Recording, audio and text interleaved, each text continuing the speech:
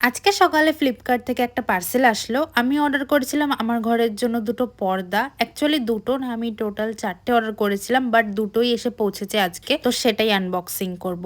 আর এটা আনবক্সিং করতে আমি এত স্ট্রাগল করেছি যে কি বলবো। তো লাস্টে ধৈর্য হারিয়ে আমি প্যাকেটটা ছিঁড়েই ফেলি। অ্যাকচুয়ালি আমি আমার রুমের জন্য অনেক দিন থেকে আমি কার্টেন খুঁজছিলাম। অনেকগুলোই অর্ডার করেছি, আবার রিটার্নও করে ফেলেছি। সেগুলো হয়তো তোমাদের সাথে শেয়ার করা হয়নি, কারণ আমার ঠিক মনের মতন হচ্ছিলই না। বাট এই ফার্স্ট টাইম আমি মনে হচ্ছে যে আমার মনের মতো একটা কার্টেন পেয়েছি। আর এটা ছিল একদম পিওর কটনে। ফার্স্টেই ওরা একটা এরকম কার্ড দিয়েছে, ওদের হয়তো ইনস্টাগ্রাম হ্যান্ডেলটা এখানে মেনশন রয়েছে। আর এটার সাইডে মানে বর্ডারে এরকম কিউট পম ডিটেলিং করা রয়েছে। আমার তো বেশ ভাল লাগছে। আর এটা লাগানোর পরে জানি না তোমরা বুঝতে পারছো কিনা, সামনে থেকে তো খুবই সুন্দর লাগছে। সবগুলো আসার পরে আমি আরেকটা ভ্লগে তোমাদের সাথে শেয়ার করব একেবারে।